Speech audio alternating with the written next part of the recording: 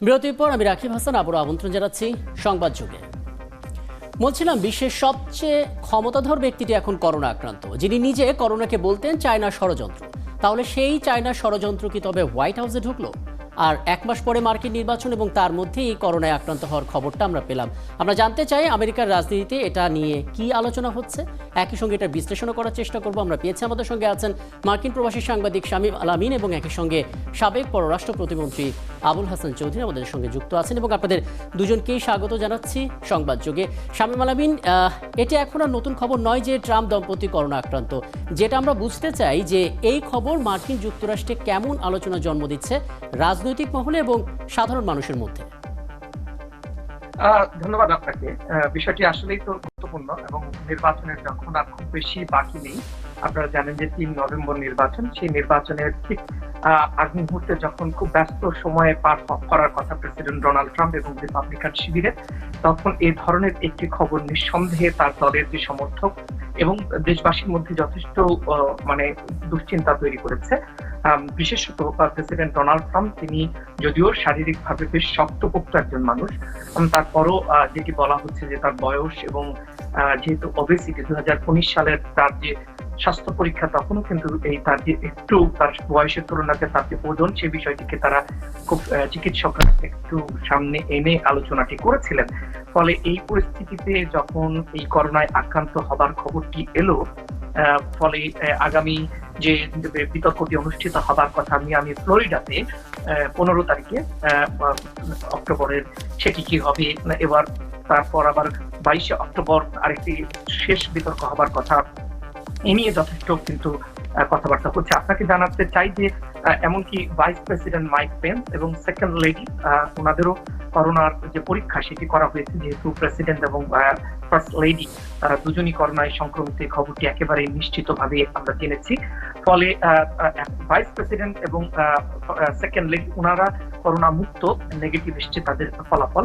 ফলে একদিক থেকে আরেকটি স্বস্তির নিঃশ্বাস কিন্তু আছে, কারণ যেটি আপনি রিপোর্টে দেখাচ্ছিলেন যে অনেক সময় প্রেসিডেন্ট যদি শারীরিক কারণে বা অন্য কোনো কারণে দায়িত্ব পালন করতে না পারেন, তখন কিন্তু সংবিধানের 25 অনুচ্ছেদ বা সংশোধনী অনুযায়ী ভাইস প্রেসিডেন্ট সেই দায়িত্ব পালন করেন।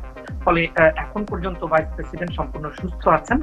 আর যদি কোনো কারণে ভাইস প্রেসিডেন্টও অসুস্থ হন, সেই নিয়ম অনুযায়ী কিন্তু পরে আমরা যেটি জানি যে হাউজের তিনি স্পিকার, তিনি দায়িত্বটি পালন করেন।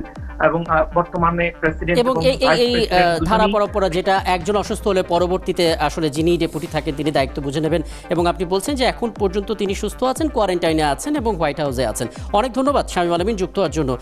আবুল হাসান চৌধুরী, আপনাকে আবারও স্বাগত জানাচ্ছি। দেখুন, আপনি দীর্ঘদিন ধরে বাংলাদেশের পররাষ্ট্র প্রতিমন্ত্রী ছিলেন এবং রাজনীতি একই সঙ্গে আন্তর্জাতিক যে সম্পর্ক সেটি তো আপনার বিষয়। আপনি জানেন যে যখন প্রথম আমেরিকায় করোনা আসলো তখন সরাসরি এটা চীনের ষড়যন্ত্র এটা বলেছিলেন ট্রাম্প। তিনি একটা নামও দিয়েছিলেন, ভাইরাসটাকে বলছিলেন উহান ভাইরাস। তো উহান ভাইরাস হোক বা চীনের ষড়যন্ত্র হোক, শেষ অবধি সেটা হোয়াইট হাউসে ঢুকলো এবং ট্রাম্পকে ঘায়েল করলো। কি দেখেন আসলে আপনি? আমি প্রথমেই করোনা আক্রান্ত মার্কিন যুক্তরাষ্ট্রের রাষ্ট্রপতি ডোনাল্ড ট্রাম্প এবং তার পত্নী ফার্স্ট লেডি মেলানিয়া ট্রাম্পের আশু রোগ মুক্তি কামনা করছি। তারা অসুস্থ, তারা শিগগিরই ভালো হয়ে উঠেন। এটা আমি কেন, সকল মানবতাবাদী মানুষই সেটা করবে, আমি সেটা করছি। এখন যে আলোচনার কথায় আমরা আসছি, সেই আলোচনার বিষয়ে আমি প্রথমেই যেটা বলতে চাই, যেটা বলা হয় যে we are too near the event. আমাদের এই সময় মাত্র এই খবরটা আমরা পেয়েছি। যথার্থই আমাদের বন্ধু মার্কিন যুক্তরাষ্ট্র থেকে বলেছিলেন যে যদি কোনো কারণে প্রেসিডেন্ট তার কাজ সম্পাদন করতে অসুবিধা বোধ করেন, সেই সময় ভাইস প্রেসিডেন্ট কাজ করে থাকেন। আর ভাইস প্রেসিডেন্টের যদি কোনো অসুবিধা থাকে, তখন আমি যতদূর জানি শুধুমাত্র স্পিকার না, ওই যেটাকে বলা হয় ডেজিগনেটেড সার্ভাইভার, এটা অবশ্যই রাষ্ট্রপতি যদি কোনো কারণে নিধন হন সেই পর্যায়ে বলা হয়ে থাকে। যাই হোক, ব্যাপার যেটা হচ্ছে আমাদের খুব ক্লিয়ারলি বুঝতে হবে যে মার্কিন যুক্তরাষ্ট্রের যে সংবিধান, সেটা হচ্ছে আপনার লিখিত সংবিধান এবং সেটা আপনার হচ্ছে একটা রিজিড সংবিধান। এই সংবিধানে আপনার ইংল্যান্ডে যেরকম একটা আনরিটেন সংবিধান, অনেক কিছু আপনার কনভেনশন সেই সবের উপরে গুরুত্ব দিয়ে তারা সেই মুহূর্তে কমন ল বলেন, কনভেনশন বলেন, রীতি বলেন, নীতি বলেন, সেইটা নিয়ে আগিয়ে যেতে পারে। এটা মার্কিন যুক্তরাষ্ট্রের ব্যাপারে সম্ভব নয়, এটা লিখিত সংবিধান। তবে আমি নিশ্চিত যে এইরকম একটা অবস্থায়, যেটা আমাদের বন্ধু নিউ ইয়র্ক থেকে বলেছেন যে তিনি যথেষ্ট শক্তিশালী এখনো বাড়িতেই আছেন, এবং আমি আজকাল যে ট্রিটমেন্ট 3 মাস আগে ছিল তার থেকে এখন অনেক উন্নত ট্রিটমেন্ট। তাই এখন দৃষ্টিটা হবে কমলা হ্যারিস এবং মাইক পেন্সের ভিতরে দুই ভাইস প্রেসিডেন্সিয়াল ক্যান্ডিডেটের যে বিতর্ক সেইটার দিকে। আর 2-1 দিনের ভিতরে আমার মনে হয় আমরা টের পাবো কোন দিকে এগিয়ে যাচ্ছে। এখানে এই নির্বাচন প্রসঙ্গে তো আসতে চাচ্ছিলাম। মার্কিন নির্বাচনে আমরা জানি যে হাতে আছে আর 1 মাস পরে তো নির্বাচন। 14 দিন যদি ডোনাল্ড ট্রাম্প কোয়ারেন্টাইনে থাকেন, তাহলে আসলে নির্বাচনের উপরে কি ধরনের প্রভাব পড়তে পারে? সে জায়গা থেকে কিছু ব্যাকআপ পরিকল্পনা তো থাকে, সেটাই বা আসলে কেমন হওয়া উচিত বা কেমন আছে আসলে? প্রথমত দেখেন, এই যে প্রেসিডেন্সিয়াল ডিবেট, আমরা সকলেই জানি যে এটা এই পরিস্থিতিতে হবে কি হবে না সেটা নিয়ে একটা প্রশ্নবোধক চিহ্ন ছিল। তারপরেও রীতি অনুযায়ী তারা প্রথম যে বিতর্ক সেটা তারা অনুষ্ঠিত করেছেন। আমি মনে করি, যেটা একটু আগে বললাম, যে কনস্টিটিউশন খুব রিজিড, এখানে নির্বাচন থেকে সরে দাঁড়ানোটা খুবই একটা কঠিন ব্যাপার হবে এবং এটা নজিরবিহীন।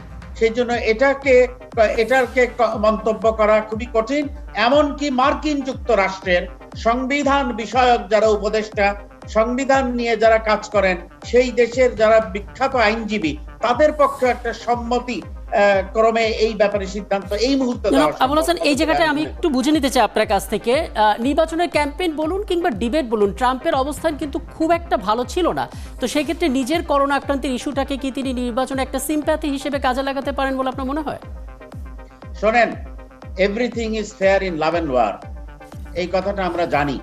কোন ক্যান্ডিডেট পৃথিবীতে কোন দিন রাজনীতিকে জেতার জন্য, আমি এটা ট্রাম্পের পক্ষে বিপক্ষে বলছি না, একটা সাধারণ আলোচনা হিসাবে বলছি, তারা সবকিছুকেই যারা প্রতিদ্বন্দ্বী, যারা নির্বাচনে অংশগ্রহণ করছেন, পক্ষে আনার সুযোগ দেবেন।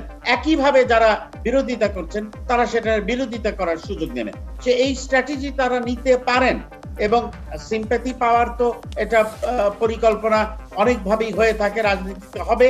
এবং এইটাই একটু আগে যেটা বলছিলাম, এইটা সংক্রান্ত অনেক রকম মুখরোচক কথাবার্তাও চলতে থাকবে। আবার মুখরোচক কথাবার্তার নেতিবাচক দিকই থাকে, সেটা দুইজনকেই আক্রান্ত করতে পারে। দেখুন, আমরা লাস্ট যে ডিবেটটা দেখেছি সেখানে যিনি মডারেটর ছিলেন, ক্রিস ওয়ালেস, তিনি একটা প্রশ্ন করেছিলেন ডোনাল্ড ট্রাম্পকে যে করোনার বিরুদ্ধে কার্যকর ব্যবস্থা যে আপনি নিতে পারবেন, আপনাদের দেশের জনগণ আপনার উপরে কেন আস্থা রাখবে বা এটা কেন বিশ্বাস করবেন? আমরা দেখেছি মডারেটরের সেই প্রশ্নের উত্তর ডোনাল্ড ট্রাম্প দিতে পারেননি, পরিষ্কার করেননি, রীতিমতো পাশ কাটিয়ে চলে গেছেন। তো কথা হচ্ছে, বিশ্বের সবচেয়ে বড় যে ধনী দেশ, সেই ধনী দেশের প্রধান ব্যক্তিটি যখন এমন গুরুত্বপূর্ণ বিষয়গুলোতে পাশ কাটিয়ে যান এবং এমন অবস্থান নেন, দেশটার রাজনীতিতে তখন কি ধরনের প্রভাব পড়ে আসলে? দেখেন, আমরা যেটা দেখতে পাচ্ছি যে তার একটা কনসলিডেশন ভোট আছে, কারণ এইরকম একটা মার্কিন যুক্তরাষ্ট্র সবচেয়ে অর্থনৈতিকভাবে শক্তিশালী দেশ পৃথিবীতে, না থাকলেও এক অর্থে এখনো সবচেয়ে শক্তিশালী দেশ, তারপরেও বিশালভাবে তারা আক্রান্ত হয়েছে, হতাহতের সংখ্যা সবচেয়ে বেশি। তারপরেও আপনি চিন্তা করে দেখুন, এখন পর্যন্ত যেটা আপনার পোলস্টার জরিপ বলেন, নানা রকম মেজারমেন্টস বলেন, সবকিছুতেই দেখা যাচ্ছে হেড অন হেড যাচ্ছেন, 50-50 যাচ্ছেন। তার মানে একটা, যেটাকে বলা হয় যে একটা গোষ্ঠী তার পিছনে খুব সলিডলি আছেন। তারা ট্রাম্প রাইট রং এটা দেখছেন না, মূল ট্রাম্পের যে চিন্তা ভাবনা, এবং আমরা মোটামুটি জানি সেই চিন্তা ভাবনা কি, সেটাকে এখন আর আমি আখ্যায়িত ব্যাখ্যা দিতে চাই না। তার সাথে তারা দাঁড়িয়ে আছেন। সেই তাদের মধ্যে এই ট্রাম্পের করোনা আক্রান্ত হওয়াটা যে খুব বেশি আঘাত, খুব একটা ক্ষতিগ্রস্ত করবে ট্রাম্পের চিহ্ন, সেটা আমি মনে করি না।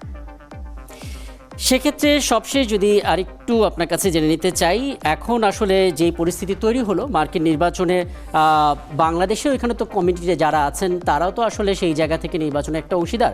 ট্রাম্পের এই ঘটনা আসলে তাদের মধ্যে বা কেমন প্রভাব ফেলতে পারে, সংক্ষেপে একটু বলবেন? দেখুন, পোস্টাল ব্যালটের যে নিয়ম মার্কিন যুক্তরাষ্ট্রে আছে এবং যে ব্যাপারে রাষ্ট্রপতির পদপ্রার্থী জো বাইডেন খুব সরল ভাষায় আমন্ত্রণ করেছেন, জেনে বলেছেন যে এইটার আপনারা সদ্ব্যবহার করুন। যারা ভোট দিতে আগ্রহী, আমি আশা করব বাংলাদেশ সহ আমার নিজের দেশের যারা ওখানে আছেন, অনেক কষ্ট করছেন, তারা দেশের জন্য, দেশের কথা সারাক্ষণ চিন্তা ভাবনা করেন, তারা নিশ্চিতভাবে তাদের যেটা রাজনৈতিক চিন্তা ভাবনা সেটার প্রতিফলন তারা পোস্টাল ব্যালটের মাধ্যমে করতে পারবেন বলে আমি বিশ্বাস করি। অনেক ধন্যবাদ জনাব আবুল হাসান চৌধুরী, আমাদেরকে সময় ধন্যবাদ। দেওয়ার জন্য। আমাদের সঙ্গে যুক্ত ছিলেন সাবেক পররাষ্ট্র প্রতিমন্ত্রী আবুল হাসান চৌধুরী এবং একই সঙ্গে ছিলেন মার্কিন প্রবাসী সাংবাদিক শামীম আল আমিন। আপনারা আছেন